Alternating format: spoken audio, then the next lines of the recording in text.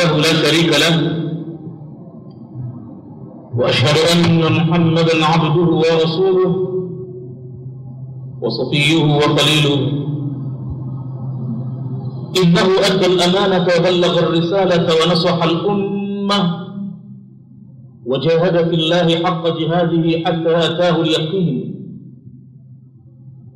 فصلوات الله وسلامه عليه وعلى آله وأصحابه ومن سلك طريقهم بإحسان إلى يوم الدين. أما بعد، فإن أصدق الحديث كتاب الله تعالى، وخير الهدي هدي محمد صلى الله عليه وسلم،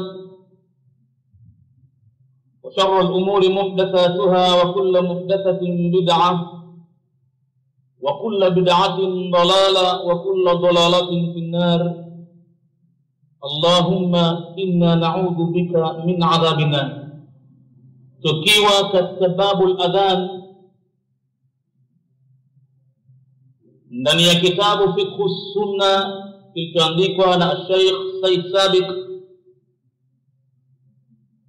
baada ya kumaliza katika darasa zilizopita sehemu ya 5, yani at-taswib,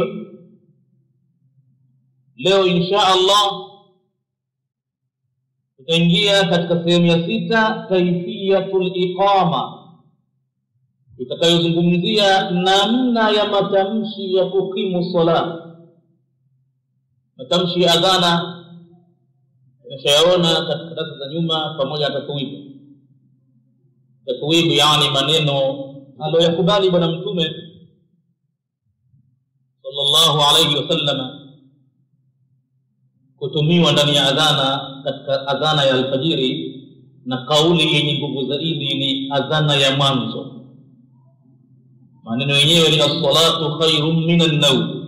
Hiyo ndiyo taswiba.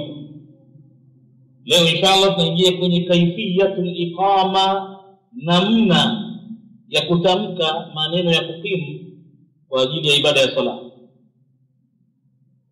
Warada liliqamati kayfiyatun thalath, yamekuja maneno kwa ajili ya kukimu sala namna 3. Hivi ndivyo anavyosema Sheikh Said Sabiq, na huenda ikawa iko namna ya 4 ambayo yeye hakuitaja hapa, lakini inshallah tutabainisha namna ya 4 hiyo. Na msomaji siku zote anaposoma asikichague kitabu kimoja tu peke yake kikawa ndo kitabu cha kumpatia ufumbuzi wa mambo, hususan katika mambo ya sheria za dini. Awe tayari kufungua vitabu namna mbalimbali, hususan kama kuna vitabu vya hadithi, basi kila kitabu cha hadithi mtu akikisikia basi ajitahidi kutizama huko, kwani kilichokosekana kwenye kitabu hichi utakipata kwenye kitabu kingine. Hakuna aliyekamilika akaweza kufanya mambo yote sawa sawa. Al-kamalu lillahi wahdahu, ukamilifu anao Mwenyezi Mungu peke yake.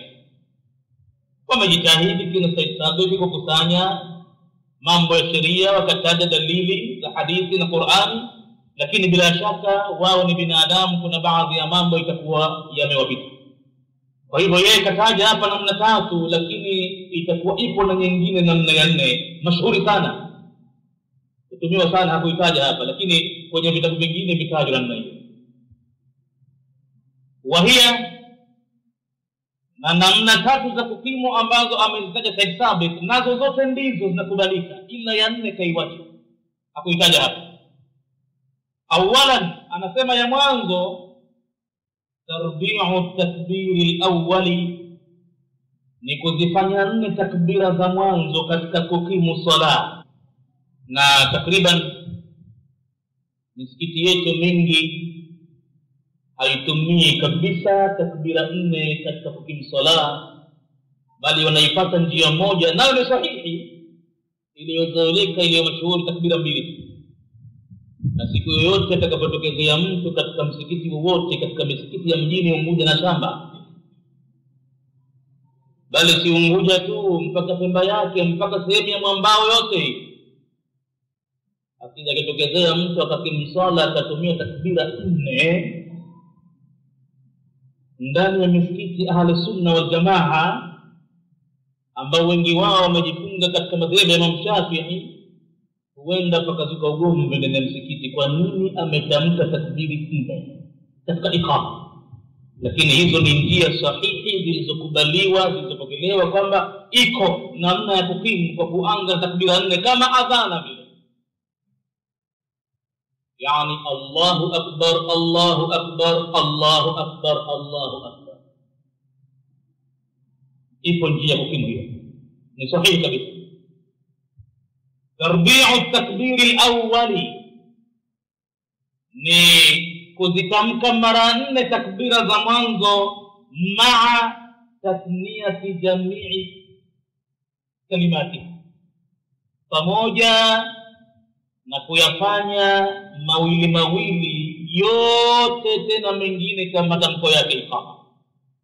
Unaanza kwa takbira 4 mwanzo, lakini matamshi yote ya iqama unakwenda mawili mawili, maada al-kalimatul akhira, isipokuwa tamko la mwisho la ilaha illa Allah lile moja tu pekee. Lakini unaanza kwa 4, Allahu akbar, Allahu akbar, Allahu akbar, Allahu akbar.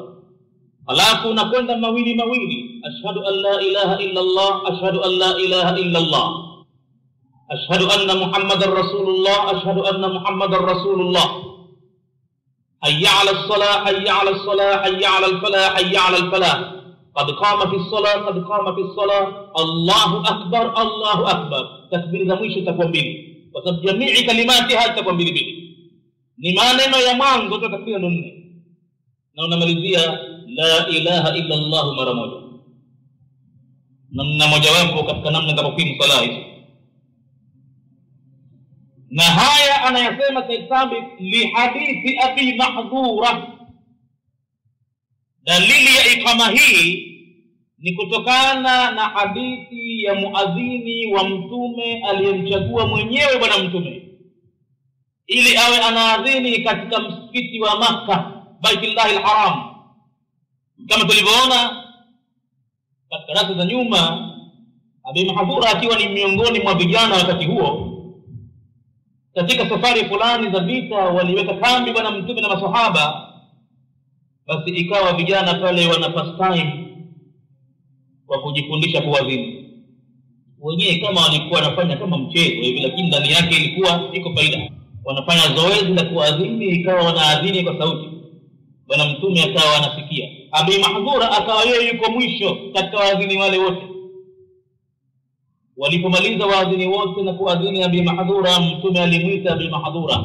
Alipendezewa mno na adhana yake, sauti yenye nguvu, matamshi yenye fasaha. Alipendezewa sana na adhana yake, akamuita, akamwekea mkono kichwani, na baada ya hapo akamuombea dua nyingi za baraka, kisha akamwambia, wewe Bilali atakufundisha adhana na utakuwa ukiadhini katika Baitullahil Haram.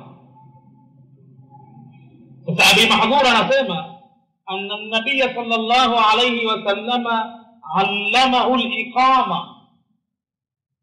Mtume wa Mungu alimfundisha kukimu huyu, na hata adhana yake ilikuwa tofauti. Abi Mahdhura, adhana ya Bilali ilikuwa 2 takbira za mwanzo 4, matamshi mengine yakawa 2, na hamkuwa na tarjii katika shahada 2. Lakini Abi Mahdhura adhana alofundishwa yeye na mtume kulikuwa na kurejesha mara ya pili katika shahada 2.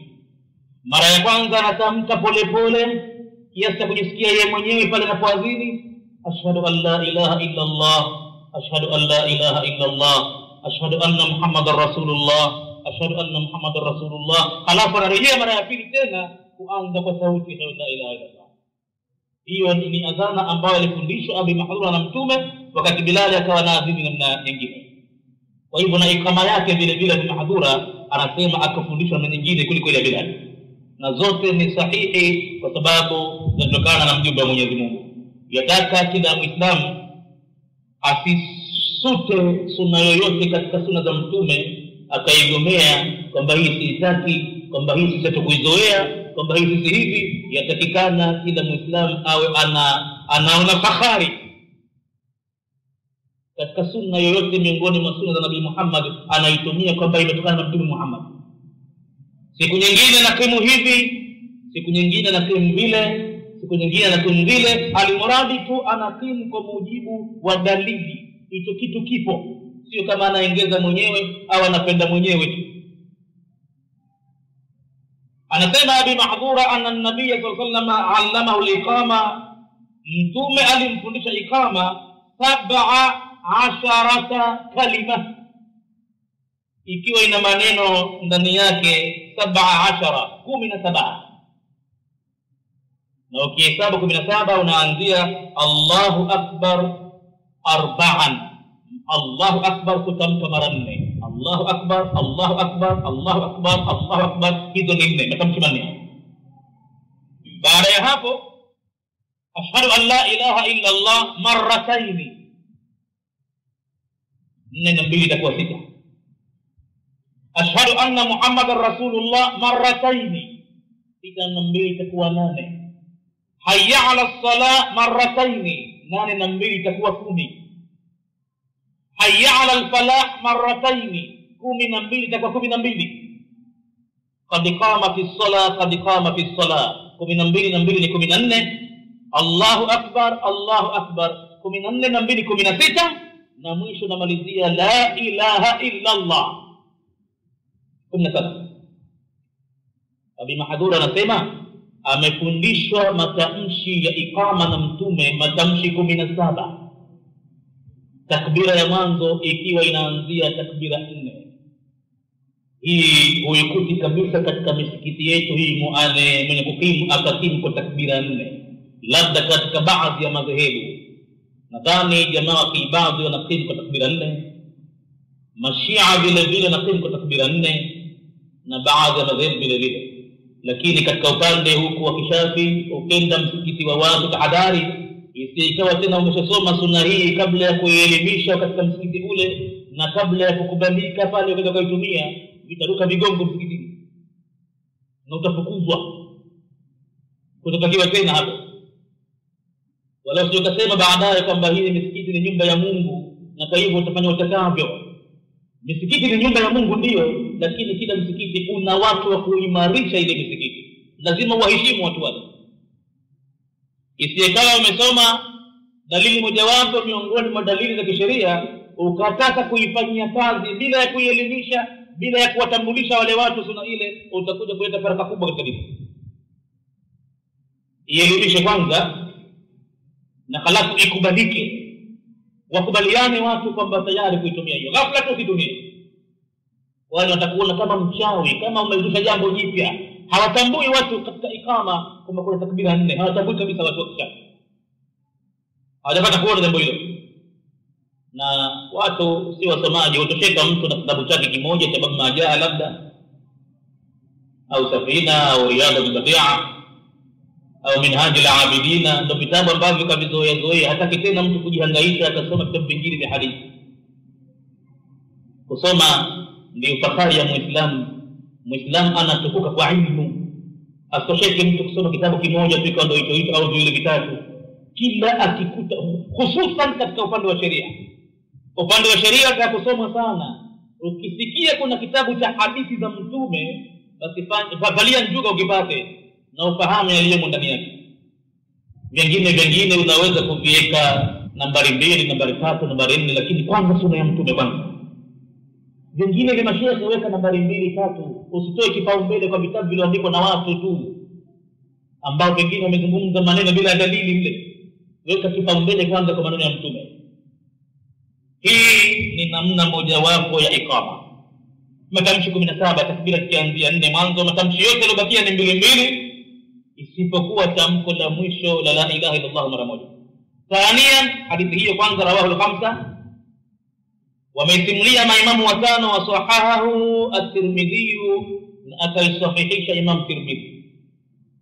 Thaniyan, ametaja namna za iqama Sheikh Said Sabiq Katu kwa upande wa ilmu yake iliyomfikisha yeye hapo. Anasema namna ya pili ya iqama ni hii ifuatayo: tasniyatu takbir al-awwal, ni kufanya mara mbili matamshi ya takbira ya mwanzo wal akhir na hata ya mwisho vile vile. Ama hii ndiyo iliyozoeleka mwetu sisi, Allahu akbar, Allahu akbar. Halafu vile vile waqad qamati ssalah, na tamko la qad qamati ssalah vile vile narejea mara ya pili. Takbira mbili za mwanzo mara mbili, takbira za mwisho mara mbili, na tamko la qad qamati ssalah mara mbili. Wa ifradu sa'iri kalimatiha, na kufanya mara moja matamshi mengine yote yaliyobaki. Ashhadu an la ilaha illa Allah mara moja, ashhadu anna Muhammadar Rasulullah mara moja, hayya ala as-salah mara moja, hayya ala al-falah mara moja, na la ilaha illa Allah mara moja, matamshi yaliyobakia mara mbili. Fayakunu adaduha, ama kwa mfumo huu yatakuwa idadi ya maneno ya ikama 11 kalimatan, ni maneno 11 sasa badili ya 17 katika ikama ya mwanzo.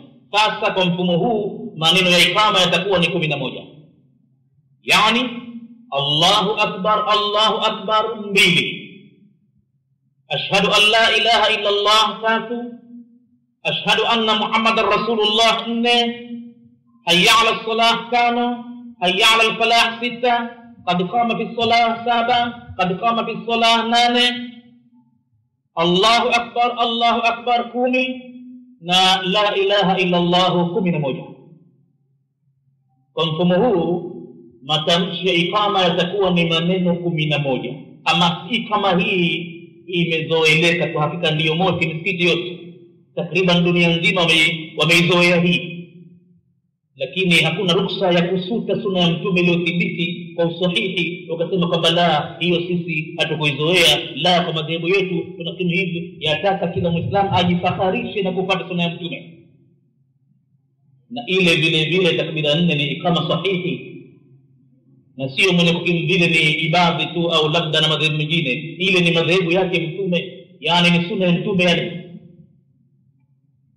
وفي حديث عبد الله بن زيد المتقدم, dalili ya ikama hii inapatikana ndani ya hadithi ya Abdullah ibn Zaid, mmoja katika maswahaba waliooteshwa usingizini namna ya ikama na adhana pamoja, hadithi ambayo tumekwisha kutangulia nyuma kuitaja.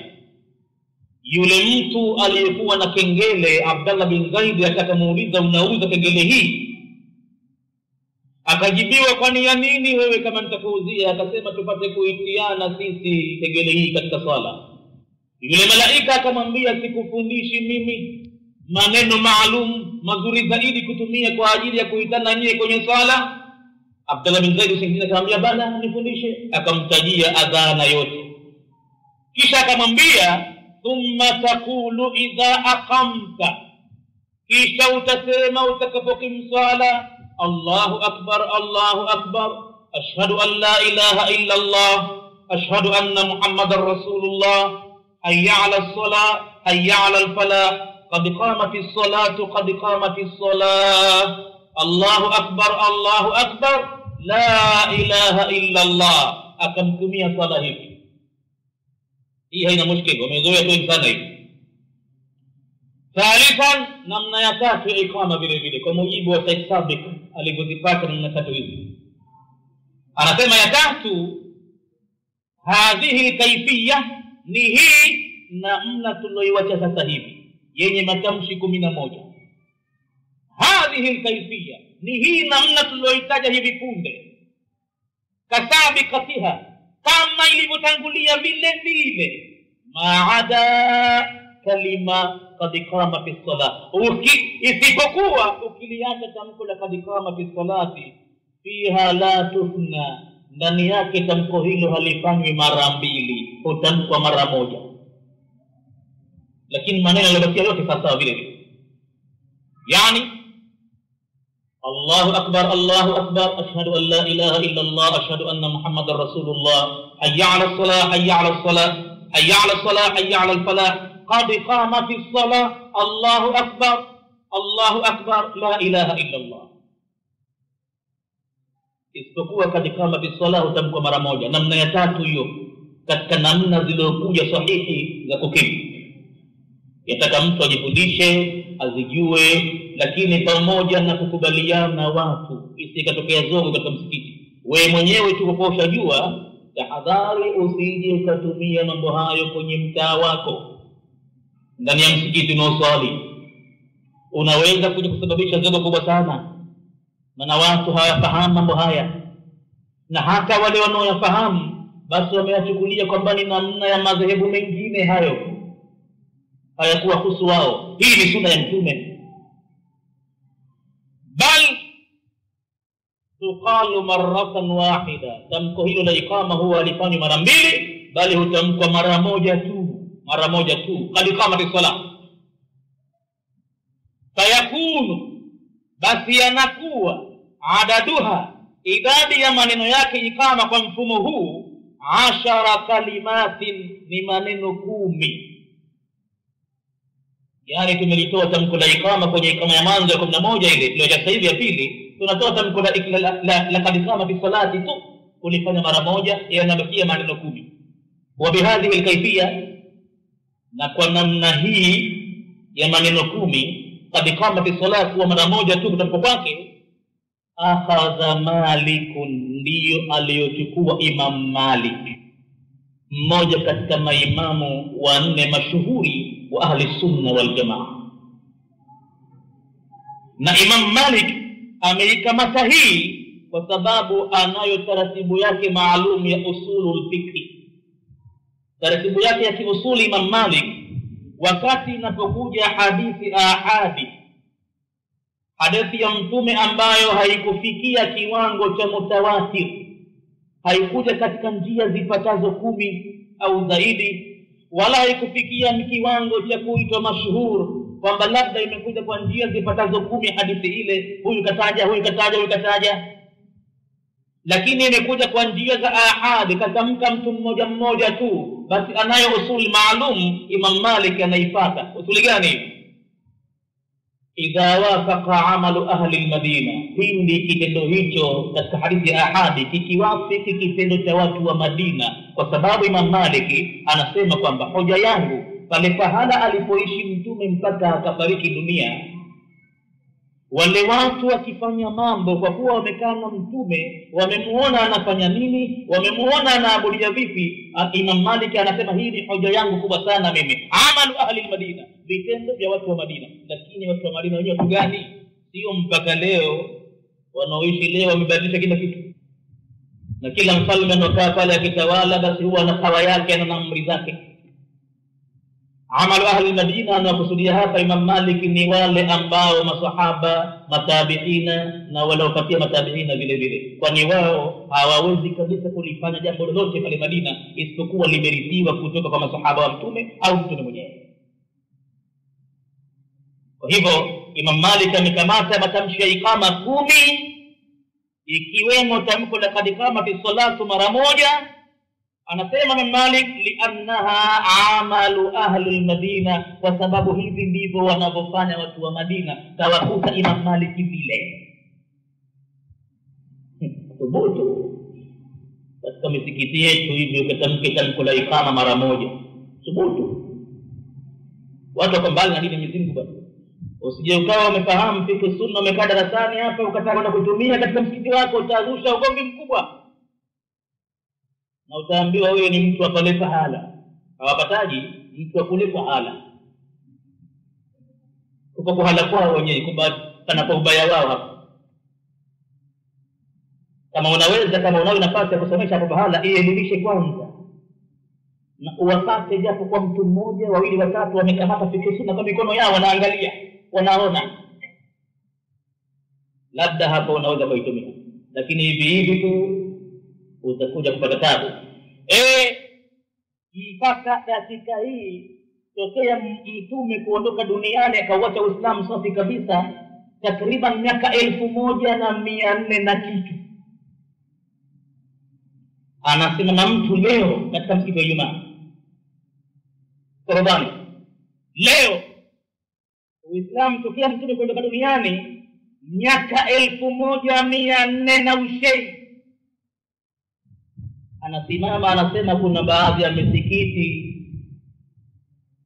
wanapokutubu Ijumaa maimamu hawamtaji rais wa nchi. Maneno hayo nasema leo, ingelikuwa siku za giza nyuma tunapotoka huko. Lakini leo kila kitu kiko cheupe. Hebu fungua vitabu vyote vya kisheria, utuambie kitabu gani kimeweka fardhi ya kumtaja rais wa nchi ndani ya hutuba ya Ijumaa. Isipokuwa utakuta baadhi ya maulama wanasema kwamba huo ni uzushi mkubwa. Na mtawataja marais wangapi katika hutuba ya Ijumaa? Wangapi mtawataja? Akishakaa huyu anaondoka na kuja mwingine. Je, mtaendelea kumtaja waliokufa na waliopo sasa hivi? Na huyo naye vile vile ataondoka, ama kwa kufa au kwa kuudhuliwa au siku zake zimekwisha. Je, mtaendelea kuwataja hivyo hivyo tu? Wa kwanza, wa pili, wa tatu, wa nne, wa tano, itabaki bila Mwenyezi Mungu sawa? Na ikija ikitokezea mtoto wa mfalme au mtoto wa rais baba yake hakutajwa nyuma, anashtukia sasa wanatajwa marais wa sasa au wafalme wa sasa, na yeye akitia kweli, na baba yangu mbona sikumsikia kutajwa, atajwa baba yangu vile vile, mtamfanyaje? Kama kilivyotokezea kisa cha Sadiki ukipenda, mjengo msikiti pahala, watu wakatoa michango mikubwa, hali na mali, wametoa pesa zao nyingi sana na wakatumia nguvu kusaidia. Msikiti miongoni mwao walikuwemo watu ambao ndio kwanza Uislamu anauingia karibuni, wakiwemo mabaniani ndani yake wamesilimu karibuni. Sasa ndani ya swala baniani mmoja ikawa kila ikisomwa sabbihisma rabbikal a'la anasikia inna hadha la fi suhufil ula suhufi Ibrahima wa Musa. Siku ya kwanza kastahamini kwamba anataja Ibrahim na Musa peke yao ndani ya sala, na hali ya kuwa yeye vile vile haikatoka nyingi ndani ya simo. Siku ya pili nasikia maneno yale yale, inna hadha la fi suhufil ula suhufi Ibrahima. Huyu Ibrahim na Musa ndio kina nani hawa? Hivyo hawa ndio mamalti milionea. Akawa anaongeza michango zaidi, labda iko siku atakajwa na yeye. Ila ikisoma sura ile si watu wawili peke yao. Siku moja ndani ya sala alishau, aliposikia inna hadha la fi suhufil ula suhufi Ibrahim wa Musa, alisema na fulani vile vile ndani ya sala, akajita jina lake pale na mimi vile vile. Ala, hiyo kwa peke yao bwana. Huo ni mfano tu. Hicho ni kisa ambacho ukipenda utakisadiki, ukipenda kitu kile ndani baharini. Hakina nabii yoyote kama kimetokea pahala kwenda kimetokea bana. Lakini ni mfano ulio hai kwamba hawa marais hawa mtawataja wangapi katika hutuba ya Ijumaa. Na hapo mlipoanza kuwataja marais utajeni mwaka gani? Hapo nyuma walipokuwa hawatajwi, je, kama wapo jamaa zao, wajukuu zao, virembo vyao kama vipo vitukuu vyao na vinyinyinya vyao na vichana ndevu vyao, wakisema na sisi wazee wetu hawatajwi, na kwa hivyo tunaangusha pifu, lazima watajwe kina Baraka, kina nani bin Said na kina nani. Je, itakuwa imebaki na mzigo sawa? Anasema mtu leo katika mtofauti anasema msikiti hii yajaziwe kwa macho mawili, isiyotaja marais katika hutuba ya Ijumaa, na wala haichukui gongo. Imam anapanda katika meza, ana fimbo, ana gongo, hizo bwana. Je, ili gongo nalo vile vile lisiyokata upande gani miongoni mwa sheria ya dini Mungu? Unalisikia kwamba hutuba ya Ijumaa haikusidi, ndio maana kagombana hivyo. Ina maana bibati kwa sababu Imam hakuna gongo. Basi kuna mategemezi ya kutosha kwamba mtume hakukamata gongo tena baada ya kujengewa member. Alikuwa akikutubu bila member kwa kukamata upanga siku nyingine. Na siku nyingine gongo kakamata kwa nini? Hatuseme kukamata gongo kama ni makosa, lakini baada ya kujengewa member atakuja kutaja hesabu kwa huyo. Namna tulivyo mbali na dini yetu. Tuko mbali na tunataka kazi kubwa sana kuutafuta Uislamu mpaka ukajulikana na halafu ukaona fatwa vile vilivyo. Kwa hivyo narejea tena, tunasoma hadithi hizi, kuna baadhi ya mambo utayaona mapya humu. Usije ukaruka ukataka kuanza kuyatumia mahala mwako na moishi, utaleta zogo kubwa sana. Hakikisha kwamba unaelimisha kwanza sunna ile ya mtume, watu waitambue kwamba ni sunna. somesha mpaka ikubalike, alafu utaanza kuifanyia practice.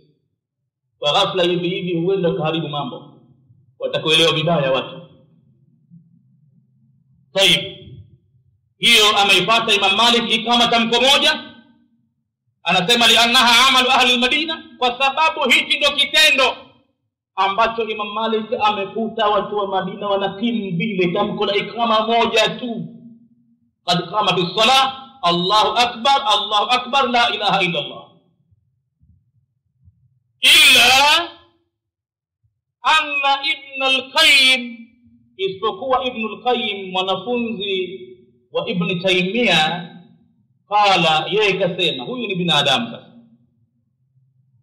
yeye kasema lam yasihha an rasulillah, haikusihi kabisa kutoka kwa mjumbe wa Mwenyezi Mungu ifrad kalimati qad qamati salah, kulifanya pekee yake tamko la qad qamati salah. Ibn al-Qayyim maneno yake yeye hayo, wala sio kadhania kwamba labda ndani ya kitabu cha Said Sabiq kwenye fiqh sunna, Said Sabiq amesema hivyo ya kwamba haikusihi kwa mtume ya kwamba tamko la qad qamati salah kuwa ni moja. Amezungumza kwamba amesema Ibn al-Qayyim hivyo. Waqala Ibn Abd al-Barr, na vile vile Ibn Abd al-Barr yakasema hiya mutannatun ala kulli halin, matamshi ya ikama kama itakavyokuwa ni mara mbili, mawili tu. Hao ni watu ambao elimu yao au elimu zao huwa na kiwango maalum. Kuna baadhi ya mambo yumkin kabisa hawakuyaona, au wameyaona lakini wameyaona kwamba labda dalili zake kidogo hazikuwatuliza nyoyo zao barabara, au hakuona kabisa. Sasa mimi ninayo Sunani Abi Daudi hapa, sahihi Sunani Abi Daudi, na vile vile nimeangalia katika Sunani An-Nasa'i kuhusiana na matamshi ya ikama haya.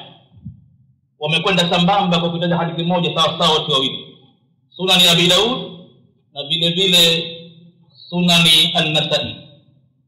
Katika Sunani Abi Daud kwenye babu fil iqama anasema an Anas ibn Malik radhiyallahu anhu qala, kutokana na Anas ibn Malik Mwenyezi Mungu amradhi amesema, umira Bilal an yashfa' al-adhana wa yuthira al-iqama, aliamrishwa Bilali afanye shaf'u. Shaf'u ni even number, wal fajri wa layali al-ashr wash-shaf'i, yani vitu vinawekwa kwa mbili, wal watr na vitu ambavyo ni odd numbers visogawika kwa mbili. Aliamrishwa Bilali na mtume afanye azishufaie adhana kwa matamshi yanayowekwa kwa mbili, wa yuthira al-iqama, na afanye odd numbers katika matamshi ya iqama. Sasa hapa kufanya matamshi ya iqama ifrad vile vile ni katika njia ambayo ya nne hiyo ya iqama hakuitaja Said Sabiq kule. Wamezitaja hadithi hizi Sunan Abi Daudi, Nasa'i na kina Bulughul Maram vile vile wanadhari. Yani tokea unaanza kukimu matamshi ya iqama ni furada yote, kuanzia Allahu akbar na kwenda moja kwa moja. Zada Hamadun fi hadithi, halafu kuna mtu mmoja Hamad akazidisha katika hadithi aliyopokea yeye, kapokea illa al-iqama, isipokuwa tamko la qad qamati salati, hilo ni tamko mara mbili. Wakati yeye kazidisha tamko hilo hivyo, basi Muslim kapokea hadithi nyingine anasema kwamba hata tamko la iqama vile vile hakuna haja kutamka mara mbili kwa mujibu wa mafunzo hayo. Alimdadi njia zingine kama hiyo. Kataja Muslim walam yastathni, wala hakubusha tamko la iqama kwamba illa al-iqama, kachukua matamshi yote ya iqama ifrad. Allahu akbar, ashhadu an la ilaha illa Allah, ashhadu anna Muhammadar Rasulullah, hayya 'ala as-salah, hayya 'ala al-falah, qad qamat as-salah, Allahu akbar, la ilaha illa Allah. Na pia hiyo mtakuja kuzikuta kama mtasafiri duniani, mtazikuta Waislamu baadhi ya misikiti wanatumia duniani. Hapa kwetu walitokezea wakati mmoja kuja watu wakatumia hiyo. Alitumia siku moja mtu mgeni ndani ya msikiti wa Ijumaa wa Malindi. matamshi ya ifrad kwenye iqama moja moja kuanzia mwanzo mpaka mwisho. Kimya, hakuhojiwa kabisa, watu walitazamana tu. Kwa leo ipatikane. Lakini hakuweza kumhoji kwa sababu alikuwa ni mtu mkubwa sana na akaja na ugeni rasmi wa kuheshimiwa. Wanategemewa kuomba misaada hapa, watoe pesa nyingi kwa ajili ya hivi. Kwa hivyo hawakuweza kumhoji chochote. Wale mtazama macho. Kwa hivyo ipo nyingine vile vile ya iqama kuwa matamshi yake ni ifrad, wal iqamatu furada illa kad iqamati salat. Iko moja kazilisha Muhammad huyu isipokuwa tamko la kad iqamati salat kwa mara mbili. Na iko riwaya nyingine ya Muslim, walam yazkur Muslim al-istithnaa, hakutaja kabisa Muslim tamko la kuvusha kwamba illa kad iqamati salat. Angalia kwenye kitabu cha Bulughul Maram utakuta maneno haya katika mlango wa adhana na iqama. Kama unacho kitabu hata Bulughul Maram ambacho kitabu ambacho Waislamu wengi wanacho, angalia katika milango ile hadithi inayosema umira Bilalun an yashfa al-adhana wa yuthira al-iqama. Halafu mbele utakuta wal iqamatu furada illa qad iqamati salat. Halafu chini katika maneno walam yadhkur Muslim al-istithna. Muslim kaipata hadithi ile ipo, na wala hakutaja kwamba inavushwa kwamba isipokuwa iqama iwe mara mbili, hata iqama mara moja. Na tumempata Imam Malik hapa anasema hii ni amalu ahli al-Madina, tamko la iqama kuwa ni moja moja. Lakini katika iqama ambayo takbira zake zilianza mbili, iqama ikawa moja tu. Halafu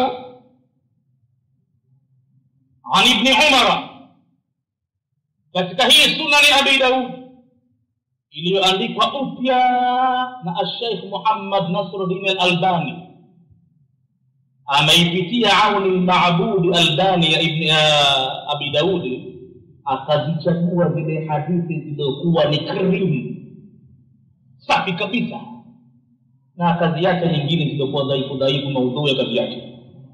Basi hii kaiandika upya kabisa Albani Sunan Abi Daud, kaitazama Auni al-Ma'bud ya Abi Daud akaitoa ndio hadithi sahihi hii moja kaitia an Ibn Umar kutokana na Abdullah bin Umar qala, anasema Ibn Umar sahaba mtume huyo, inma kana al-adhanu ala ahdi Rasulillah, hakika ilikuwa adhana katika zama za mtume marrataini, maneno yake yalikuwa ni mara mbili,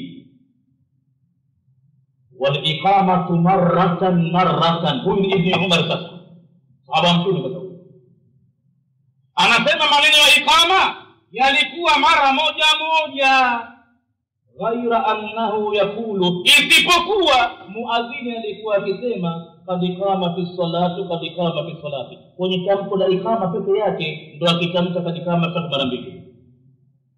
Alafu anasema Ibn Umar, fa idha sami'na al-iqamata, basi sisi maswahaba tulikuwa tunaposikia iqama tawadhana, tunatawadha tunabaki, thumma kharajna ila salati, kisha tunatoka kuelekea kwenye sala.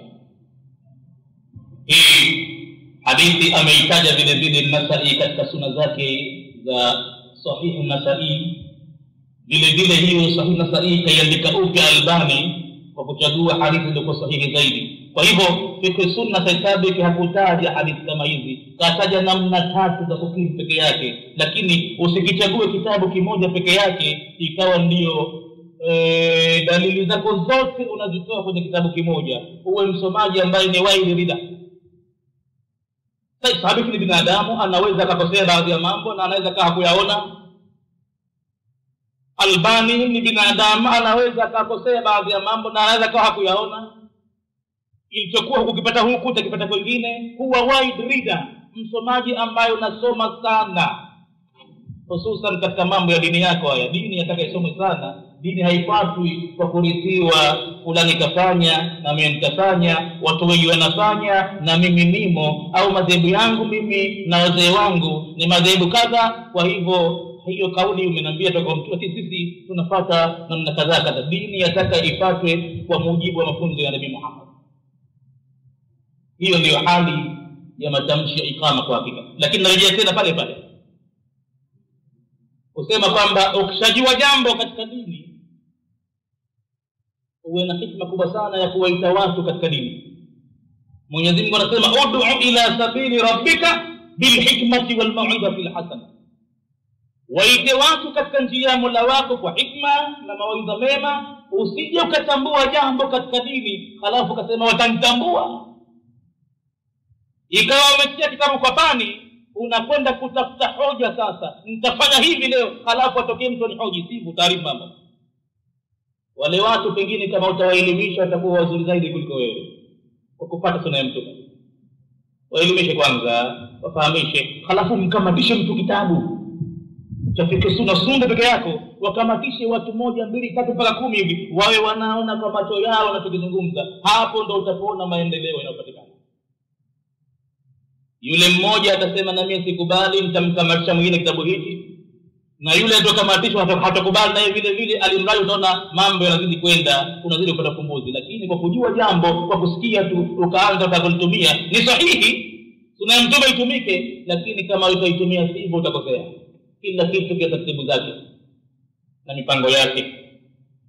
Na kataja namna 3 sahihi za ikama, lakini namna nyingine zimetajwa katika vitabu vingine. Kwa hivyo ikama hii iko matamshi yake kuwa ni moja isipokuwa tamko la ikama peke yake, na pia kuna matamshi ya ikama moja mpaka tamko la ikama moja zote mpaka mwisho. Na hayo yote yanatumika baadhi ya miji. Nimekuta mimi kitumika Dubai kama ya moja tu lafzi zake mpaka mwisho. Na hapa akaja mtu hapa kutoka Saudi Arabia akatumia hapa ndani ya msikiti wa Ijumaa Malindi moja mpaka mwisho. Na Imam Malik anasema tamko la ikama kulifanya moja, ingawa maneno ya nyuma takbira mbili kule, lakini anasema hichi ndio kitendo ambacho kimerithiwa na watu wa Madina, vile ndivyo walipokea kwa Madina kwa Mtume. Na sunna ya Mtume utaipata kwa moja tu. Ukigundua sunna imekuja sahihi, hivi ndivyo vile vile. Usije ukapata jambo ikawa utalipata jambo ikawa zile nyingine zote sunna umeziacha, umekamata moja ya ugomvi, umeishikilia hiyo ya ugomvi hiyo. Hapana, zote uzitembelee. Tayeb, adh-dhikru 'inda al-adhan. Sasa tunaingia sehemu ya 7 katika mambo yaliyohusiana na adhan na ikama. Bado tuko pale pale tunaishi. Sehemu ya 7 inasema adh-dhikru, dhikri 'inda al-adhana, mbele ya adhana, yani kumtaja Mungu kulioko wakati wa kuadhini. Vipi Mungu anatajwa wakati muadhini na adhini? Yustahabu, inapendezeshwa, au maana yustahabu kwa maana nyingine inasuniwa. Maana ya kupendezeshwa katika sheria ya kidini na maana inasuniwa na mjumbe wa Mungu. Yustahabu liman yasma'u al-adhana, inapendezeshwa kwa yule mwenye kusikia adhana inaadhimiwa, an yaltazima dhikri al-ati, ajitahidi kujilazimisha na kutoa dhikri zifuatazo kimoyomoyo, pole pole, kwa kutetemesha ulimi wake kiasi cha kujisikia yeye mwenyewe bila kumudhi mtu yoyote. Na sio asikia adhana mtu abakie bubu wala kwa kuudhilie mbali kashughulika lake. Hii adhana ina siri kubwa sana. Wito wa swala huu una mambo ya siri kubwa sana. Yataka mwenye kusikia adhana aache kwanza shughuli aliyonayo na astahi wito ule, aheshimu matamshi yale kwa kutoa dhikri ifuatayo. Isipokuwa kama atakuwa yuko chooni anakwenda haja, atataja sabiki baadaye hapa punde kidogo kwamba hapo yeye amesalimika, yani asimtaje Mwenyezi Mungu katika vitendo kama hivyo au mahala kama huko. Bali hata kama wakati darasa inakwenda, maulama wengi jamhuri wamesema darasa izuiliwe kwanza pale. Ule wito anautaja muadhini, maneno yale ni makubwa zaidi, taheshimiwe pale, watu wapate kuitikia wito ule ili wasijikose zile thawabu zilizopatikana ndani yake. Na baadaye darasa inaendelea vile vile. Na isipokuwa mtu kama ameadhiniwa na elimu ni swala na swali, yeye basi amesalimika, anaweza kuja kuleta maneno yale baada ya swala yake akayaripiti yote. Na yule aliyochooni vile vile baada ya kutoka katika haja zake anaweza akatamka naye vile vile ili asikose sababu zile. Basi anasema kwanza, yakulu mithla ma yakulu almuadhdhin, mwenye kusikia adhana atasema vile vile kama anavyosema muadhini, lakini yeye kwa pole pole atapata kwa kushauti vile vile makelele kwa tena wataadhini wamekutana. Ikiwa muadhini anapiga makelele na wewe ukampata makelele itakuwa hatari. Mwenye kusikia adhana yeye anasikia pole pole bi sauti hadi, kwa sauti ya utulivu, kimya kabisa, anajisikia peke yake, lakini ulimi utikisike. Maana Mwenyezi Mungu amesema kwenye hadithi kursi, ana inda dhanni abdi bia, mimi niko mbele ya dhana ya mja wangu anaponidhania mimi. Baada anaponifikiri basi mimi tayari niko kwenye dhana yake. Basi wataharakat bia shafatahu, na ikatikisika kwa ajili yangu mimi midomo yake miwili, pale niko naye pamoja mja wangu. Ina maana kumtaja Mungu ni kutikisa midomo miwili na ulimi, si kukaa kimya hivi kwa moyo mtupu peke yake. Labda mtu akiwa na dharura kubwa, mgonjwa hapo alipo taabani, ulimi ufanye kazi na hivi na hivi, au hali haimruhusu hapo, watu wamemwambia tukikuona unataka mambo ya kumtaja Mungu tutakuua, basi inabidi napo amtaje kimya kimya kimoyo moyo, asitikise mdomo wala ulimi, hajulikani sasa kama mtaja Mungu amtaje. Maana washenzi wabaya makafiri wamemwambia tukusikie kumtaja la ilaha illa Allah, la ilaha illa Allah, la ilaha illa Allah. Namna kama hiyo hapo anaweza kuficha imani yake, akajisudu maisha yake, akataja kwa siri pole pole ndani ya moyo. Yakulu mithla ma yakulu almuadhdhin, atasema mwenye kusikia adhana mfano wa maneno anasema muadhini, illa fil hayy ala tayni, isipokuwa katika zile hayya ala mbili hatomfuata kama anafanya muadhini. Katika hayya ala sala na hayya ala falah hatomfuata muadhini kama anavyotamka yeye. Fa innahu yaqulu aqiba kulli kalimatin, kwani yeye mwenye kusikia adhana atakuwa anasema nyuma ya kila tamko la hayya ala salah na hayya ala falah atasema la haula wala quwwata illa billah. Na hivi ndivyo ilivyomalizikia kutokana na hadithi zote sahihi za Mtume. Haikuendelea al-ali al-azim mbele yake, ingawa utaona kwamba kwani kuna ubaya gani kumsifu Mwenyezi Mungu pale katika sifa mbili zile za al-ali al-azim, lakini haikuja masnadi. Na Mtume kama angeona pale kwamba kutia maneno mawili yale ni bora zaidi, ya wallahi kila kitu ni bora kukomea pale pale la haula wala quwwata illa billah, ni bora zaidi la haula wala quwwata illa billah.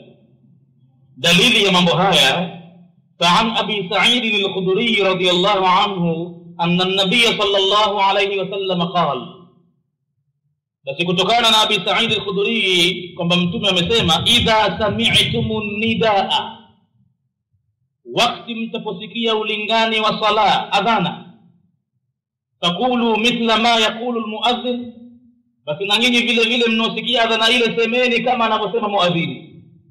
Mtume hapa katoa amri, fanyeni hivyo. Rawahu al-jamaa, hadithi hii umeitaja maimamu wote saba akiwemo Bukhari na Muslim.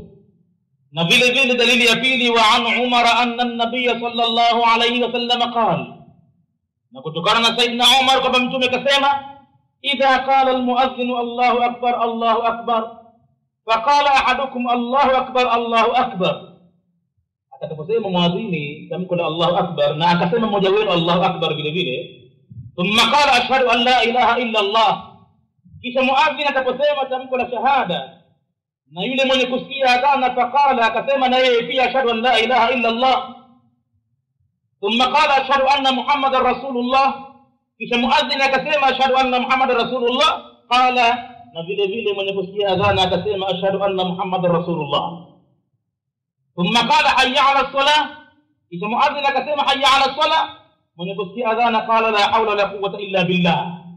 Zote riwaya hizo utaona imemalizikia illa billah, haikuendelea al-ali al-azim. Thumma qala hayya ala al-falah, kisha akasema muadhin hayya ala al-falah, qala mwenye kusikia adhana naye pia akasema la hawla wala quwwata illa billah. Thumma qala, kisha muadhin aliposema Allahu akbar Allahu akbar, qala Allahu akbar Allahu akbar, thumma qala la ilaha illa Allah, qala la ilaha illa Allah min qalbihi. Tena yule mwenye kuitikia dhikri hizi akawa amezitoa kutoka kwenye moyo wake, anaamini vile, sio kama katamka maneno nyimbo tu, hayupo kabisa pale wala hazingatii kitu, ameyatoa ndani ya moyo wake kwamba anaamini vile. dakhala aljanna. Siri ya adhana ni kwamba mtume anachukua dhamana, mwenye kuitikia adhana ameshaingia peponi, dakhala aljanna, ameingia peponi. Na siri nyingine iliyopo, adhana inapoadhiniwa mashetani wanakwenda mbio, tena mbio zilokuwa hazina mfano, wanakimbia akiwa kwa kasi sana, tena wakiwa wamejua na hofu, walahu dhuratun, akiwa na hofu nyingi mno iliyokuwa imepita mpaka hapo ile. Asimami labda adhana iwe imenyamazwa, na unafikiri mashetani katika dunia hii wanakwenda mbio mara ngapi kwa adhana zilivyo na idadi ya misikiti ilivyo katika miji ya Kiislamu? Hapa pameadhiniwa, hapa pameadhiniwa, hapa pameadhiniwa, hawana kituo. Ina maana kwamba wanakwenda mbio nyingi. Lakini wakati adhana zikinyamaza, wanarejea tena misikitini. Wakikimiwa sala, wanakimbia tena mbio nyingi. Ikinyamazwa ikama, hapo kidogo wanatweta. Ina maana matamshi haya ni silaha kubwa mno dhidi ya shetani kuliko chochote. Na hata yule mgonjwa anaodhaniwa kwamba labda ni shetani anachagawa, anafanya hivi, wallahi kama akitokea mtu pale ataadhini, yule mganga alioletwa pale kumfunga mtu atakasirika mno, maana muradi wake hapatikani tena. Shetani pale atayo atakwenda mbio. Na huenda mganga akasema, ala, mtaadhini vipi na jini hili halitaki adhana ile, halitaki Qur'ani ile, halitaki kuswali ile? Maksudi ili apate muradi wake, yeye pale ndo kazi yake, ndo riziki zake ziko pale. Lakini katika adhana utaona kidogo mandhari imebadilika pale, na utaona yule mwenye kujidai kuchagawa lazima atulie kwa dakika ile, kwa sababu pale pahala pana maskara tena. Halafu siri iliyopo, pakisha adhiniwa na mtu ikawa kataja dhikri ile na mtume kasema dakhala aljanna, inafuatia dua ambayo tutahitaja baadaye punde hivi. Dua ya kuomba mtu kumtakia mtume daraja ya wasila. Pamoja na dua hiyo, mtu anapewa nafasi ya kuomba lolote la kheri alitakalo. Mtume anasema la yuraddu du'a'u baina al-adhani wal iqama. Kabisa hairejeshwi dua itakayoomba katikati baina ya adhana mpaka kufika swala. Muda wote kama sasa hivi kwa mfano, akiomba mtu haja yake basi hairejeshwi mpaka itafika swala. Muda wote huu. Kwa hivyo adhana ina siri kubwa. Yataka mtu aache jambo alilonalo, aitikie wito adhana, na halafu ende kule anakoitwa kule, akapate zile faida zilizopo. Tayeb, basi mtume kasema dakhala aljanna. Hadithi hiyo rawahu Muslim wa Abu Daud. Qala an-Nawawi, Imam an-Nawawi amesema, qala ashabuna, wamesema watu wetu, wamesema katika watu wetu, wa innama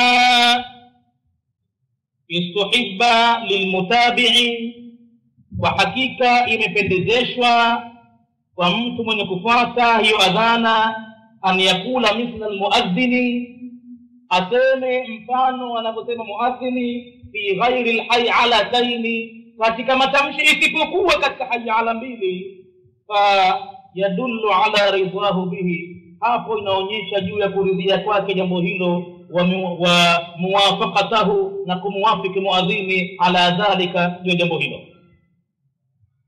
Katika maneno ya adhana akimuitikia neno kwa neno, fayadullu ala ridhahu, inaonyesha wazi kwamba ameridhia maneno yale, ameridhia wito ule, na kwa hivyo wa huwa muwafaqatahu ala dhalika, amewafiki jambo lile. Allahu akbar, Allahu akbar, umekubali na wewe vile vile unasema Allahu akbar, Allahu akbar, umewafiki, umeridhia vile.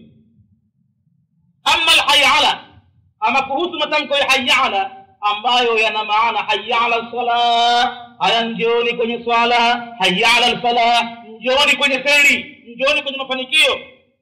Amma al-hay'ala fa du'a'un ila salati, amma hay'ala ni wito watu wanaitwa kwenye swala. Wa hadha la yaliku bi ghairi al-mu'adhdhin, kusema njooni kwenye swala, maneno haya hayalaiki kutamkwa isipokuwa na muadhini mwenyewe tu, yule mwenye kupata adhana, sio na yeye tena anasema njoni kwenye swala. Wewe ndio ulioitwa, muadhini amekuita wewe njoo kuswali, na wewe simrejeshe njoo kuswali vile vile, wewe uende sasa. Ndio maana hapa ikawa kwa kitikio chake la haula wala quwwata illa billah, anakwambia njoo kwenye swala, unajibu kwamba hakuna hila ya kuepukana na jambo wala nguvu ya kufanya jambo ila kwa kuwezeshwa na Mwenyezi Mungu. Na mimi namwomba Mwenyezi Mungu kwa maana hiyo aniwezeshe kuja kwenye mito huo, kwa sababu la haula la quwwata illa billah. Usimrejeshee muadhini hayya ala salah vile vile, utamwambia na wewe njoo tusali vile vile, na tena kama unamfanyia njoo sala nje mimi na wewe njoo vile vile. طيب وهذا لا يليق بغير المؤذن فاستحب للمتابع. وهيبو ikapendezeshwa hapa kwa mwenye kufuata adhana dhikrun akhar, ikapendezeshwa dhikri nyingine, fakana la haula wala quwwata illa billah, ikawa dhikri yenyewe hapo mtu ajibu la haula wala quwwata illa billah, li'annahu tafwidun mahdhun ila Allah ta'ala, kwa sababu tamko hilo ni kumwegemezea Mwenyezi Mungu peke yake. Ndiye mwenye uwezo kumuinua mtu akampeleka msikitini, akampa tawfiki, akafanya ibada. Hapo kwa wito ule unajibu kwamba la haula wala quwwata illa billah, kuonyesha unyonge wako na udhalilifu wako mbele ya Mwenyezi Mungu. Wa thabata fi sahihaini an Abi Musa al-Ash'ari, na imethibiti katika sahihi mbili ya Bukhari na Muslim kutoka kwa Abi Musa al-Ash'ari anna Rasulullah sallallahu alayhi wasallam qala, wa mtume alisema la haula wala quwwata illa billah. Maneno haya la haula, hapana hila ya kuepukana na jambo, wala quwwata, wala nguvu ya kufanya jambo, illa billahi, ila kwa kuwezeshwa na Mwenyezi Mungu, kanzun min kunuzil janna. Maneno haya ni hazina katika hazina za peponi. Ukitamka umetamka maneno mazito mno, kwani maneno yenyewe ni hazina katika hazina za peponi. Qala ashabuna, anaendelea kusema na Nawawi, wamesema watu wetu, wa yustahabbu mutaba'atahu likulli sami'in, inapendezeshwa kumfuata muadhini kwa kila mwenye kusikia, min tahirin, kuanzia aliyekuwa tahir ana udhu kamili hapo alipo, wa muhdith, na yule ambaye ameshazukwa na hadathi hiyo kama itakuwa ni